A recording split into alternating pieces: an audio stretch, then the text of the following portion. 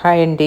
ఇప్పుడు నేను చెప్పబోయే 5 ఫ్రూట్స్ కనుక మీరు తిన్నారు అంటే మన శరీరంలో ఎక్కడైనా అభివృద్ధి చెందే లక్షణం కలిగింది ఒక క్యాన్సర్ వ్యాధి కదండి.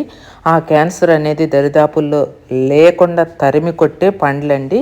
ఈ 5 పండ్లు మీరు సంవత్సరం పొడుగునా దొరికినప్పుడు దొరికినన్ని తిని క్యాన్సర్ బారిన పడకుండా, ఇప్పుడు పిలిస్తే పలుకుతుంది కదా ఆ క్యాన్సర్ వ్యాధి అనేది, ఆ వ్యాధి బారిన పడకుండా మిమ్మల్ని మీరు కాపాడుకోవచ్చండి. ముందు జాగ్రత్త కోసం ఈ ఫ్రూట్స్ అనేవి మీకు దొరికితే గనక తెచ్చుకొని తినండి.